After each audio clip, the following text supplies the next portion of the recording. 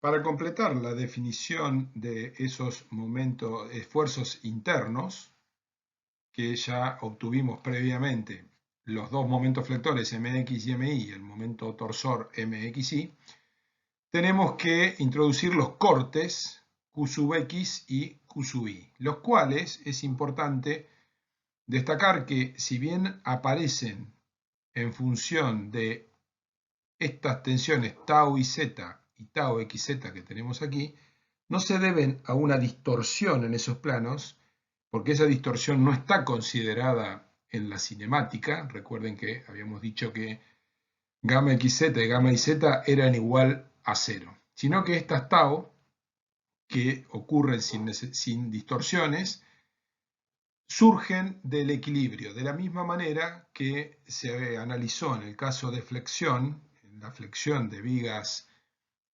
rectilíneas, la teoría de Bernoulli, sobre la base del mantenimiento, de la hipótesis del mantenimiento de las secciones planas, se derivaba la distribución lineal de las tensiones normales y por el equilibrio interno surgía la distribución parabólica de las tensiones tangenciales verticales. Esa misma distribución parabólica se produce en este caso, dado que la sección en estudio para un ancho unitario es un rectángulo, y la distribución parabólica preconizada por la teoría de Jurafsky-Collignon decía que para una sección rectangular la distribución era parabólica, y al integrar esas tensiones con esta distribución parabólica aparecen los esfuerzos de corte. Pero de la misma manera en que se hizo para la viga, los esfuerzos de corte estaban relacionados con los momentos flectores a través de las condiciones de equilibrio, es decir, no se obtenían directamente de las tensiones, sino a partir de las condiciones de equilibrio. Por lo tanto, lo importante es, sin tener que hacer ningún integral de por medio, que tenemos dos esfuerzos internos más, que son los cortes Qx y Qy, que son las fuerzas que tenemos aquí. Q sub X actuando en el plano X, en planos de tipo X, Q sub Y actuando en planos de tipo Y. Recordemos a qué llamábamos, como lo definimos en el análisis de tensiones, en el primer módulo, un plano X es, por ejemplo, este que tenemos aquí, porque su normal coincide con el eje X. Un plano Y es un plano como este otro que tenemos aquí, porque su normal coincide en dirección con el eje Y.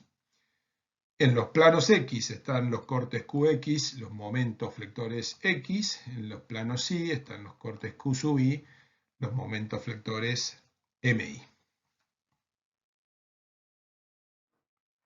Una vez que se han definido los esfuerzos internos y se los ha relacionado con la función elástica W de XY, debemos hacer un raconto de la situación. Hemos utilizado las relaciones cinemáticas que nos permiten, en función de las particulares características de la cinemática de esta placa, como el mantenimiento de las secciones planas, por ejemplo, relacionar a las deformaciones específicas y los desplazamientos con la elástica, W de XY. Luego hemos introducido la relación constitutiva, descubriendo que se trata de un caso de tensiones planas, y de esa manera, partiendo de las deformaciones específicas, hemos obtenido las tensiones. Integrando las tensiones en la altura de la placa para anchos unitarios, es decir, para 1 metro de ancho, hemos obtenido los denominados esfuerzos internos, que eran dos momentos flectores, Mx y Mi, un momento torsor, Mxy, y dos cortes, Q sub X y Q sub Y. En este momento, lo que resta plantear es el equilibrio. Y ese equilibrio interno debe ser planteado en términos de dos ecuaciones de momentos y una ecuación de fuerzas. Comencemos por el equilibrio de momentos. Vamos a ordenar un poco la situación mostrando el modo en que vamos a hacer las cuentas para plantear ese equilibrio. Vamos a considerar un cuadrado elemental de dimensiones diferencial de x por diferencial de y. Es decir, que aquí esta longitud que tenemos aquí es diferencial de x y desde este punto hasta este otro punto la longitud es diferencial de y, porque el planteo del equilibrio, tanto el equilibrio de momentos como el de fuerzas, se debe hacer siempre a un nivel diferencial. Vamos a dibujar en todas las caras de ese elemento diferencial que tiene lados diferencial de x, diferencial de y, y la altura por supuesto es h, la altura total de la placa.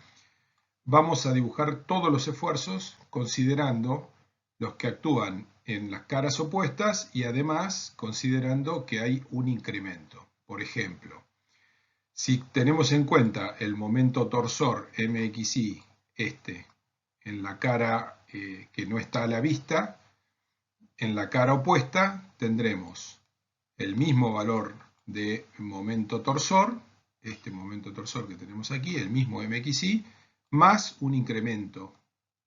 Y ese incremento se calculará como un incremento lineal a través de la derivada primera, evaluada en el punto, la derivada, en este caso de mxy respecto de x, por diferencial de x.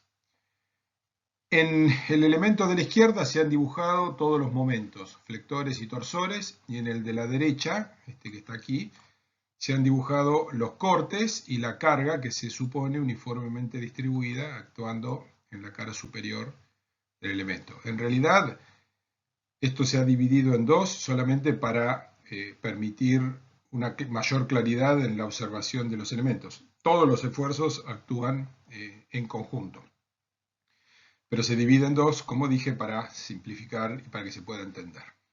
Bien, de la misma manera, entonces, como tenemos mxy de este lado, vamos a tener también un mix en estas otras dos caras, y del otro lado el mismo mix más el incremento de mix. Recordando que mix y mxy son iguales. Luego tendremos los momentos flectores, y aquí por ejemplo tenemos mx que actúa en una cara x, y del otro lado tenemos el mx más el incremento correspondiente de ese mx. Lo mismo va a suceder con m sub i, en esta cara actúa este vector m sub i, en la cara opuesta el mismo valor más el incremento diferencial correspondiente. Del lado de las fuerzas vamos a tener sobre esta cara Qx y del otro lado el mismo valor de Qx más su incremento, y aquí tendremos Q sub i y enfrente Q sub i más su incremento. De manera tal que vamos a poder plantear todas las condiciones de equilibrio. Dijimos entonces que en primer lugar vamos a plantear el equilibrio de momentos. Y vamos a hacer de los dos equilibrios. ¿Cuáles son los dos equilibrios de momentos que debemos plantear? Equilibrio de momentos respecto al eje X y equilibrio de momentos respecto al eje Y. Vamos a comenzar, y de hecho es el que vamos a desarrollar, el otro es análogo, el equilibrio de momentos respecto a este eje, que es el eje X. Es decir, que se toma momento respecto a esta línea que tenemos aquí, respecto al eje Y. Bien, vamos a comenzar con la figura de la izquierda y planteemos cuáles son los vectores momento que se proyectan, es decir, que son paralelos al eje Y. ¿Qué vamos a tener? En primer lugar tenemos mx de este lado, mx de este otro lado, más su incremento. Vamos a considerar positivo lo que tiene las mismas flechas, la flecha en la misma dirección que el eje Y. Entonces primero aparece mx más el incremento, que es este término que está aquí.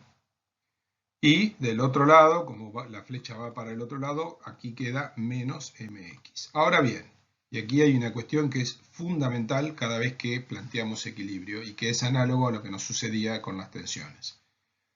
Cuando hicimos el equilibrio interno en el sólido elástico, se recalcó con mucha fuerza que no se puede plantear equilibrio de tensiones, sino que siempre se tiene que plantear equilibrio de fuerzas.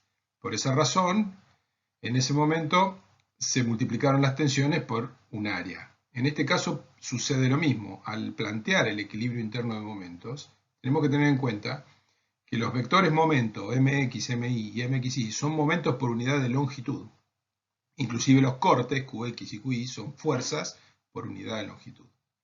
Por lo tanto, todo lo que está dentro de este paréntesis es un momento por unidad de longitud, que actúa en esta longitud que tenemos aquí.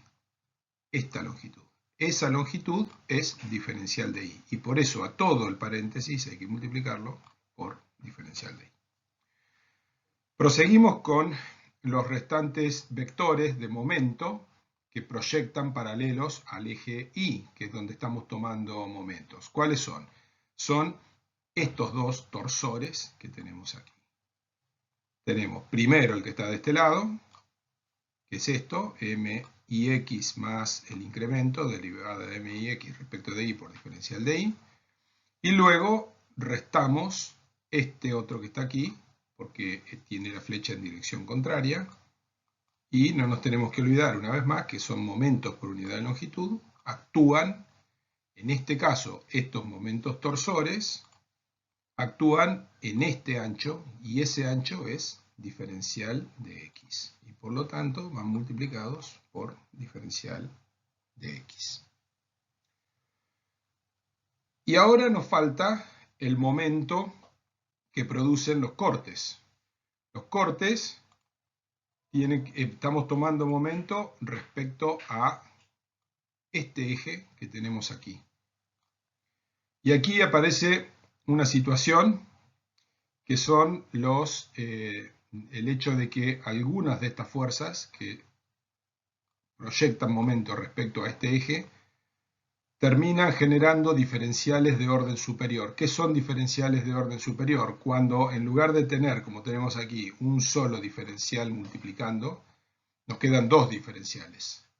Como los diferenciales son magnitudes muy pequeñas, si multiplicamos dos veces una magnitud muy pequeña, o dos magnitudes muy pequeñas entre sí, resulta un número mucho más chico que una sola de ellas y por lo tanto es despreciable. Eso es lo que se denomina diferenciales de orden superior que siempre se pueden despreciar. Por ejemplo, veamos el caso de la carga Q de xy.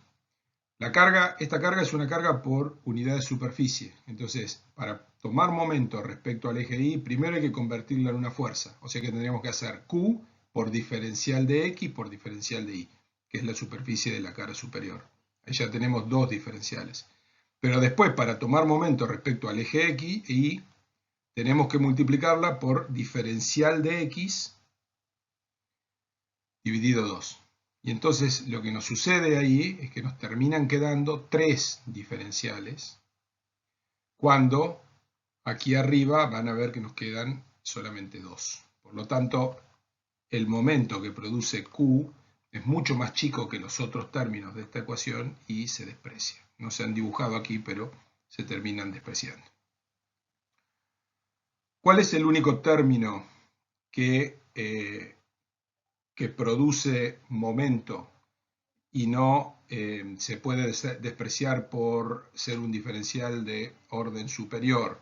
Bueno, básicamente el valor del corte en X. ¿Cuánto vale ese término? Ese término es este Q sub X que tenemos aquí, que es el que se agregó en este punto. Tenemos Q sub X, que tiene, antes que nada, tiene que ser multiplicado por este ancho para convertirse en fuerza, porque Q es fuerza por unidad de longitud, entonces se lo multiplica por diferencial de I, y después se lo tiene que multiplicar por esta distancia para tomar momento, que es diferencial de X. Obsérvese que este otro término, que está aquí, Tendría que multiplicarse también por dy y dx, pero como tiene un dx acá, sería un diferencial de orden superior. Y esa es la razón por la que directamente no se ha escrito en esta ecuación. Por lo tanto, lo que se escribe aquí, lo que está escrito como resumen, son los términos que hay que considerar. Los demás se podrían escribir, pero terminarían despreciándose. Cuando miramos estos dos paréntesis que tenemos arriba, nos damos cuenta de que aquí tenemos mx y aquí tenemos menos mx. Por lo tanto, estos dos se simplifican. Y lo mismo nos pasa aquí. Aquí tenemos mix y aquí tenemos menos mix. Y estos dos que están aquí se simplifican. Luego, nos damos cuenta que al simplificarse estos términos, nos va a quedar solamente este término y este término, y que en ellos tenemos diferencial de x por diferencial de y, y acá diferencial de y por diferencial de x. Y aquí tenemos de y por dx. Por lo tanto, todo eso está igualado a 0 porque plantea el equilibrio. Por lo tanto, estos diferenciales también se simplifican todos.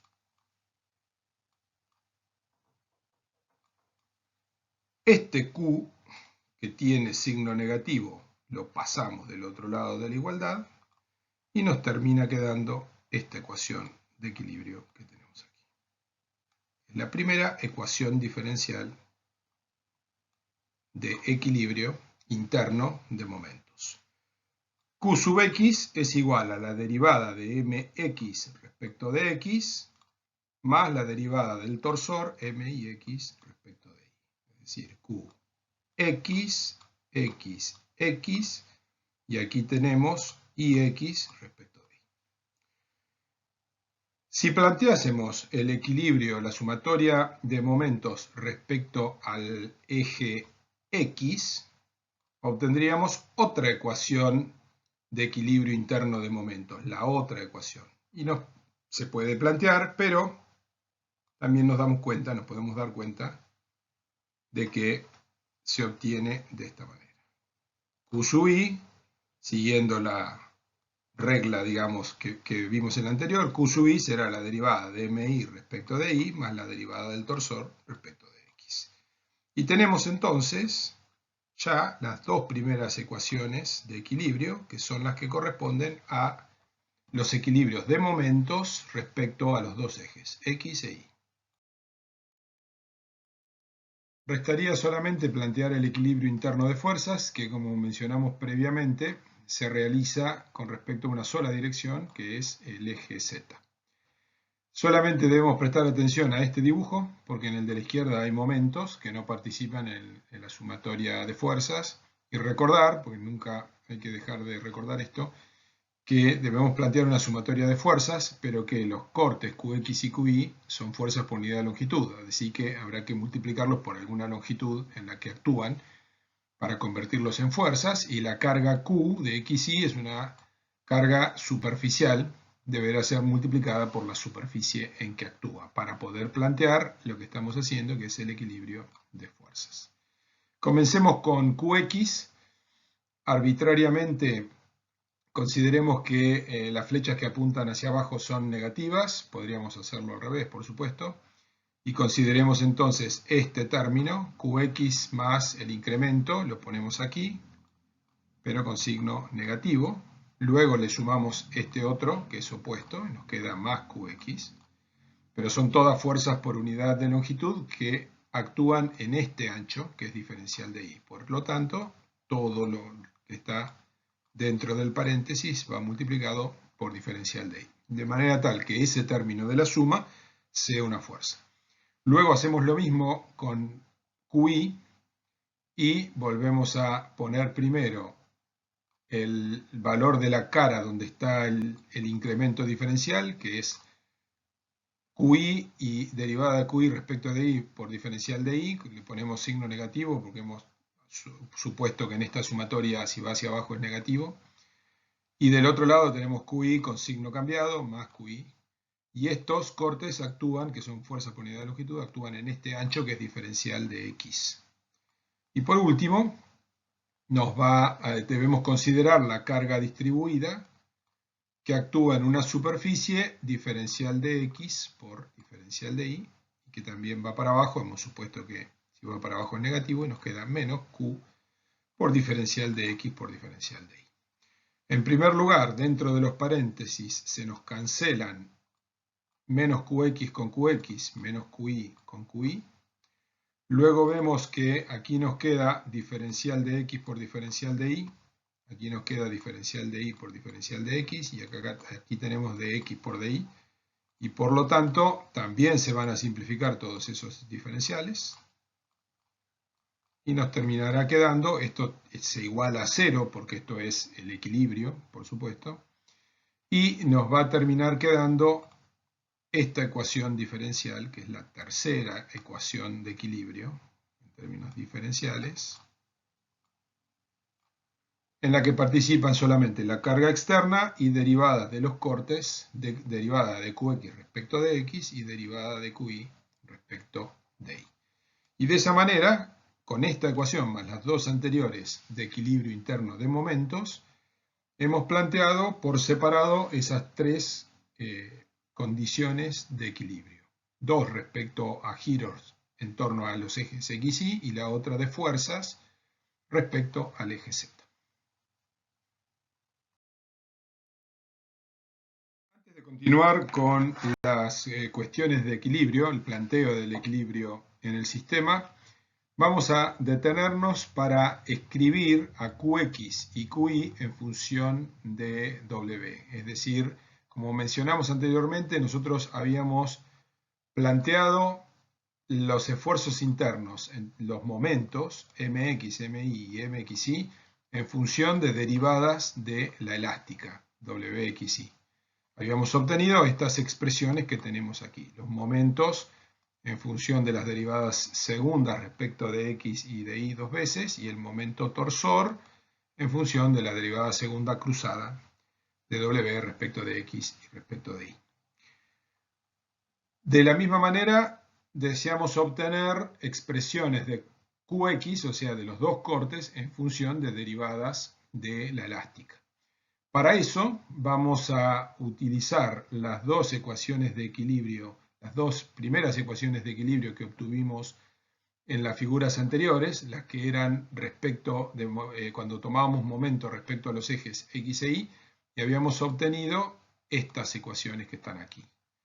Qx es derivada de mx respecto de x, más derivada de mxy respecto de y, q sub i, derivada de mi respecto de y, más derivada de mxy respecto de x.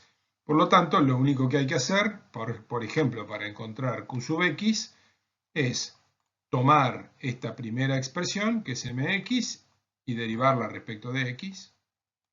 Luego, tomar esta expresión, mxy, y derivarla respecto de y, y operar con eso. Igual, para obtener q sub i, hay que tomar la expresión de mi y derivarla respecto de y, con lo cual se dan cuenta que aparecen derivadas terceras. Y la del torsor una vez más y derivarla ahora respecto de x.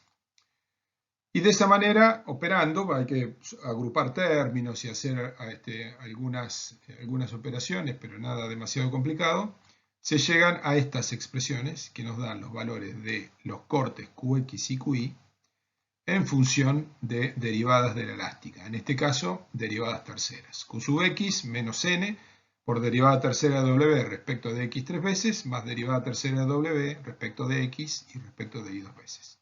Y q sub i igual a menos n por derivada tercera de w respecto de y tres veces, más derivada tercera de w respecto de x dos veces respecto de y. Toda la deducción de esto, que insisto, es simplemente hacer las derivadas y luego agrupar términos, está en el apunte y a cada tanto se toma de alguna evaluación, por lo tanto deben ser practicadas adecuadamente.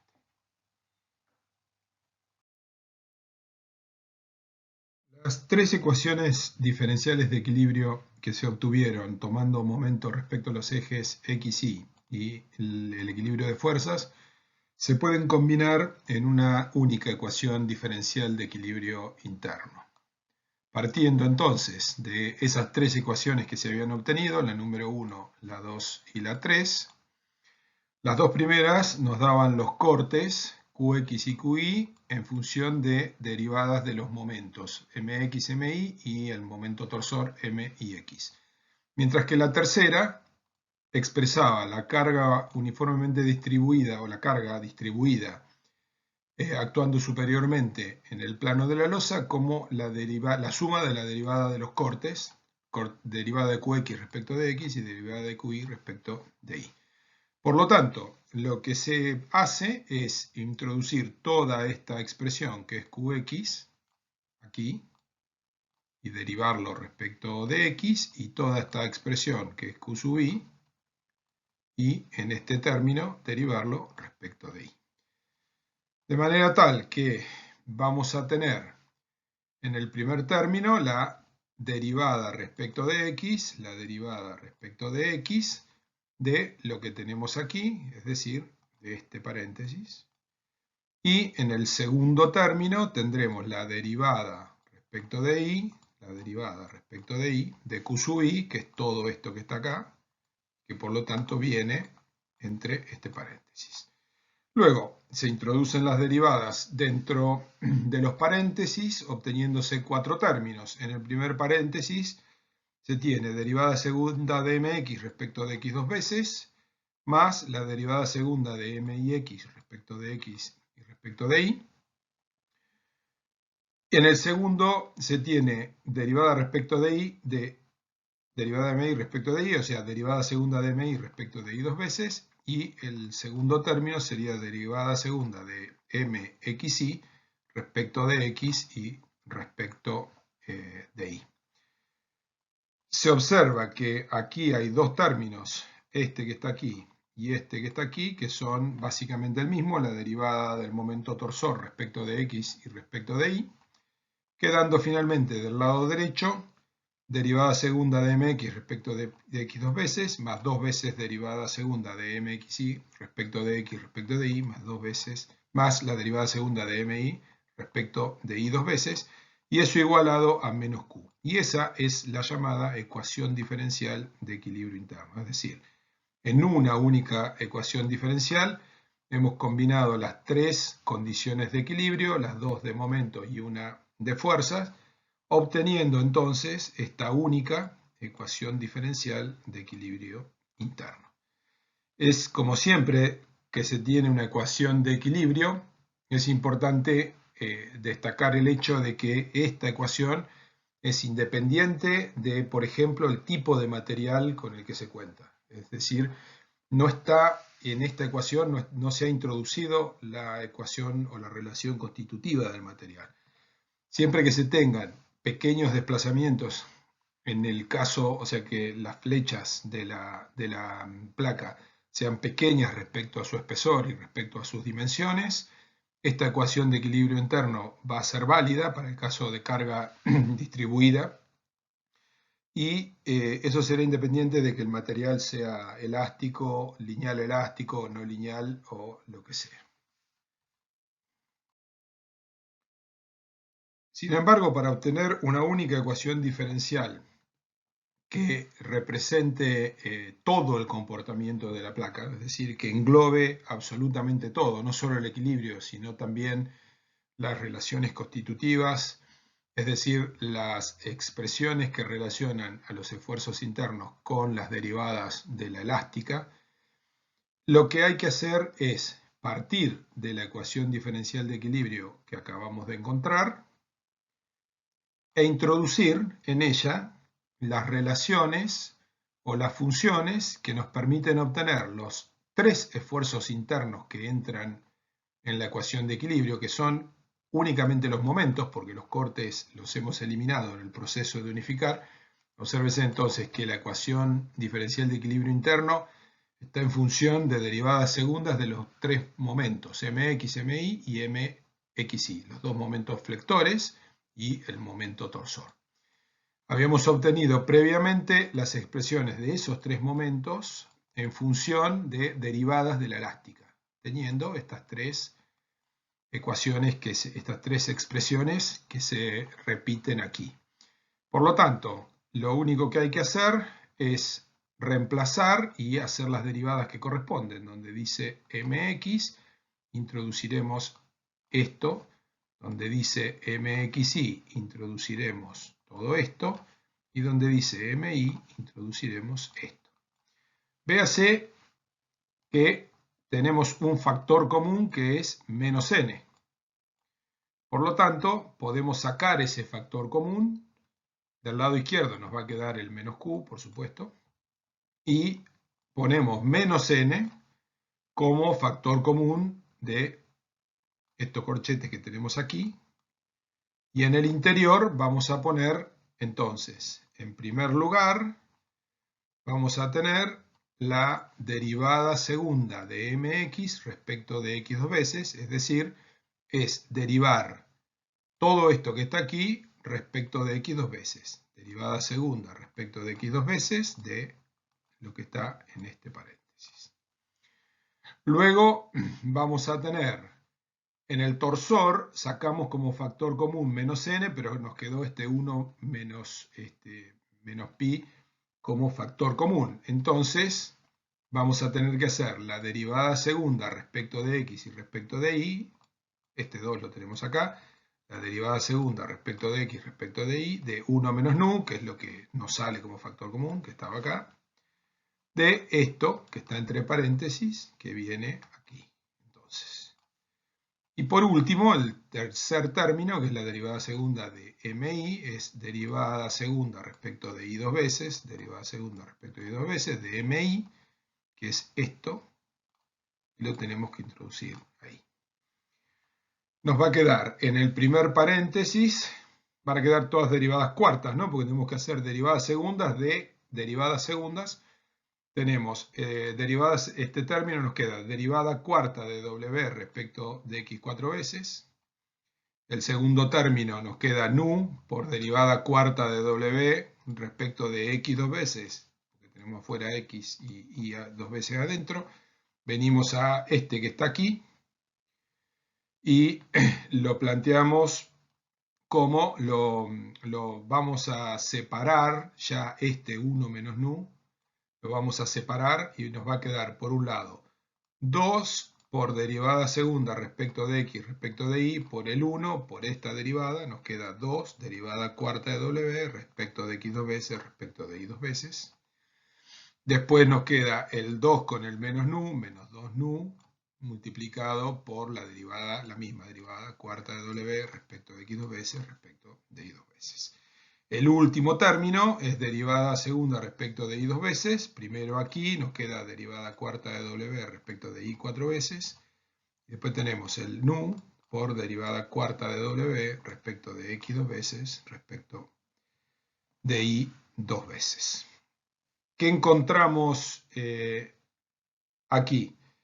Encontramos en esta ecuación que hay algunos términos que los podemos eliminar. Obsérvese que aquí tenemos un término que es nu por la derivada cuarta de w respecto de x dos veces y respecto de y dos veces.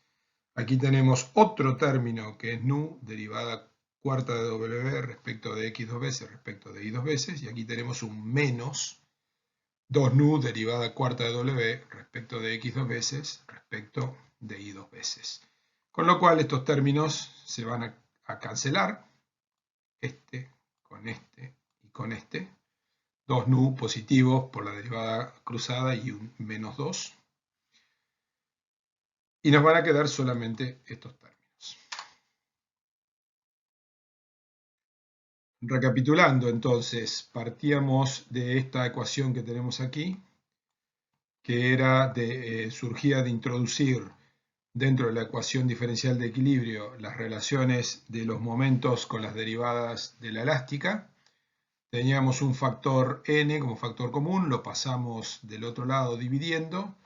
Habíamos visto que nos quedaban entonces algunos términos que estaban multiplicados por nu.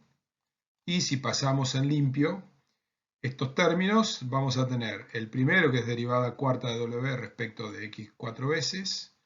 Luego vamos a ver este otro término que es 2 veces la derivada cuarta de w respecto de x dos veces respecto de y dos veces. Después teníamos estos dos términos, que es menos 2 nu por esta derivada, más 2 nu por esta derivada, que habíamos dicho se cancelaban. Y nos queda luego la derivada cuarta de w respecto de i 4 veces. Quedan entonces del lado derecho solamente tres términos. Poniendo en limpio, ponemos lo que está aquí arriba del lado derecho, lo ponemos del lado izquierdo, nos queda derivada cuarta de w respecto de x 4 veces, derivada cuarta de w respecto de i 4 veces, más 2 veces la derivada cuarta de w respecto de x 2 veces y respecto de y 2 veces. Y todo eso es igual a q sobre n. Esto se puede expresar con el operador laplaciano, lo que se denomina el laplaciano doble, de esta manera. Laplaciano doble de w, que es la función incógnita, igual a q sobre n. Q es la carga, que puede variar con xy, puede ser q de xy, no tiene por qué ser uniforme, dividido n. Esta es una única ecuación diferencial que se denomina ecuación de Germain-Lagrange o ecuación de Lagrange. Y la solución de esta ecuación diferencial de cuarto orden, una vez que se le han aplicado las condiciones de borde, es la función de desplazamientos wxy, a partir de la cual podemos obtener el resto de las incógnitas. Con w ya tendríamos los desplazamientos y luego podemos obtener los demás esfuerzos y parámetros requeridos.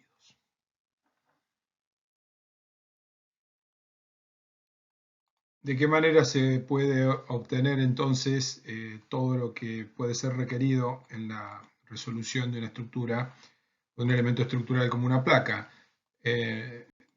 Repasemos, tenemos la ecuación diferencial, la ecuación de Lagrange, una ecuación cuya solución por supuesto no es demasiado simple, pero una vez obtenida, lo que se encuentra como solución es la función w de xy, es decir, la elástica.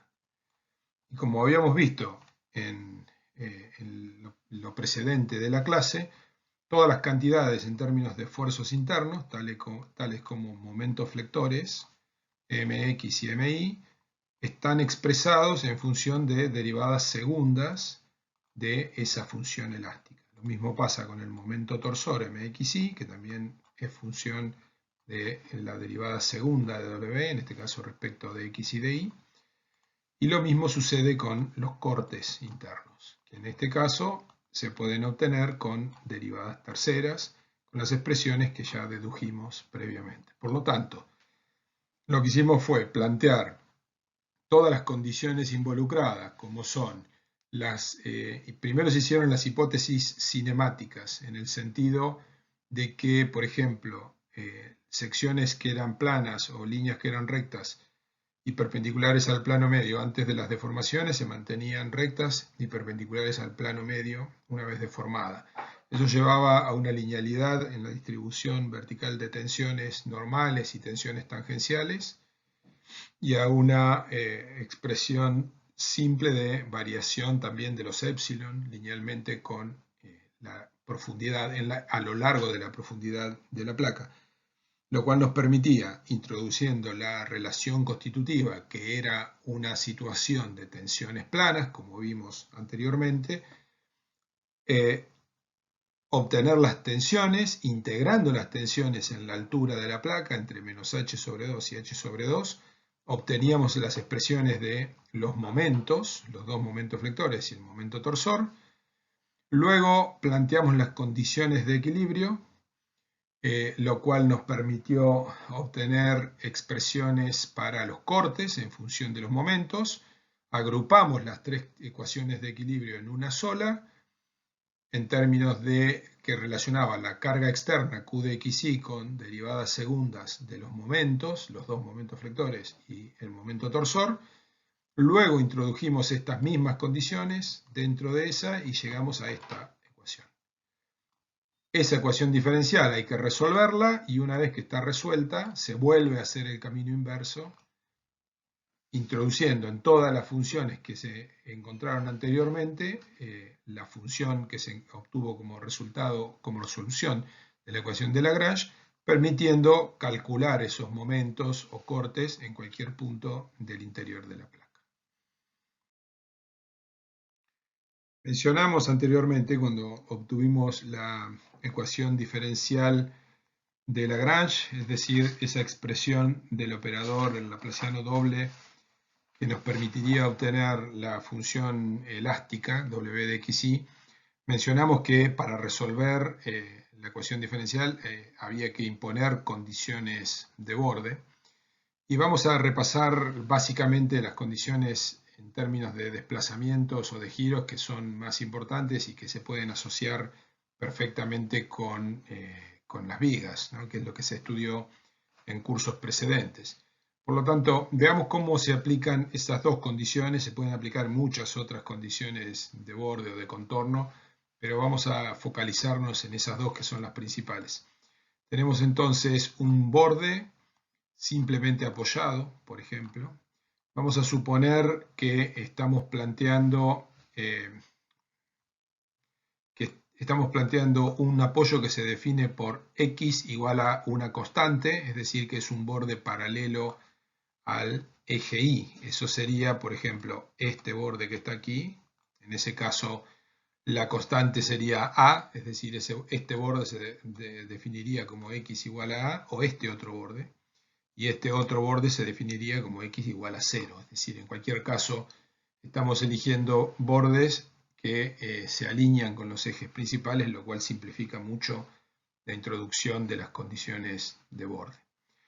En un apoyo simple tenemos una condición cinemática de que el desplazamiento tiene que ser nulo para todo x perteneciente a ese borde, es decir, que no puede descender, y eso impone una condición a la función. La función tiene que ser nula a lo largo de todas estas dos líneas amarillas que tenemos acá. Pero también hay otra condición no menos importante, y es que en un borde simplemente apoyado el momento tiene que ser nulo. En este caso tendría que ser el momento según x, es decir, el momento que tiene este vector así, porque es un borde definido por x igual a constante, ¿no? Si fuese un borde, el borde perpendicular sería mi, por supuesto. Para este borde, para todo x perteneciente al borde, el momento mx tiene que valer 0. W igual a 0 es una condición general, pero la de mx es una condición que se puede introducir en términos de derivadas de la función. Hay que tener en cuenta una situación, y es que como a lo largo de todo el apoyo, es decir, a lo largo de todas las dos líneas naranjas que están ahí, se tiene que W no varía con I, es decir, nos movemos en la dirección de I, y sin embargo W siempre vale 0. Por lo tanto, no hay curvatura a lo largo de los bordes, y no hay curvatura en el plano respecto a I. Por lo tanto, tenemos esta condición, que es una condición que está dada en realidad por la primera, de W igual a 0 a lo largo del borde. Eso hace que la derivada de W respecto de I dos veces valga 0. ¿Por qué? Porque el borde es una línea recta. Si el borde es una línea recta, no tiene curvatura, y por lo tanto el radio de curvatura es infinito, y la inversa, que es la derivada segunda, en pequeños desplazamientos por supuesto, la derivada segunda de W respecto de I dos veces, vale 0. Vamos a ver entonces ahora la segunda condición. La segunda condición es mx igual a 0, pero mx es esta expresión que tenemos aquí. Es derivada segunda de w respecto de x dos veces, más nu por la derivada segunda de w respecto de y dos veces, que como nos dice aquí es 0. Por lo tanto, la segunda condición queda reducida a esta expresión que tenemos aquí, y en realidad esto tiene que ser igual a 0, y como n es una constante, lo que nos termina quedando como condición es derivada segunda de w respecto de x dos veces, también igual a 0 a lo largo de todo el borde.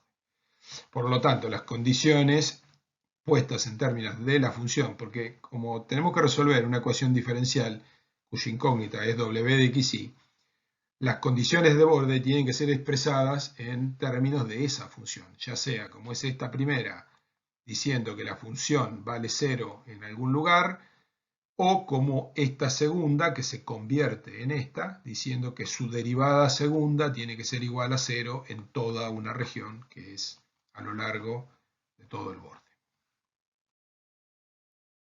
La segunda condición de borde que vamos a ver con cierto detalle es el borde empotrado, que en realidad es el mismo borde simplemente apoyado con una restricción de giro.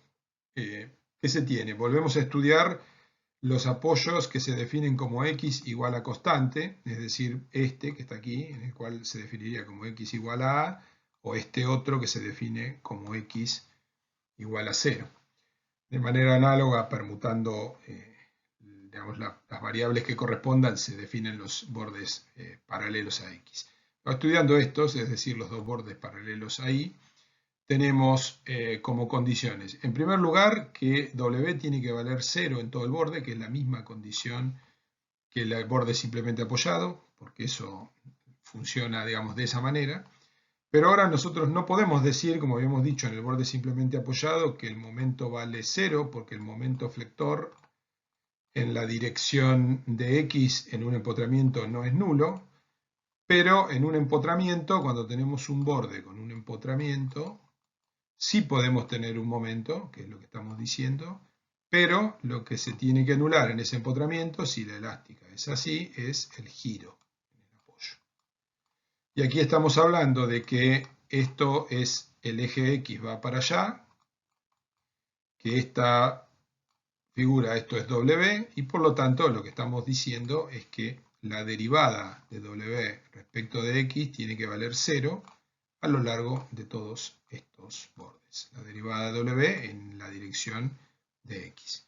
Y ya tenemos entonces las condiciones de contorno expresadas en función de W o alguna de sus derivadas, que como dijimos, si queremos resolver una ecuación diferencial cuya incógnita es una función W, las condiciones de contorno es mucho mejor cuando se expresan, o sea, siempre se terminan expresando en función de los valores que tiene que tomar W o alguna de sus derivadas en alguna zona del dominio, que en este caso en particular son las dos líneas naranjas, que son los apoyos que estamos estudiando.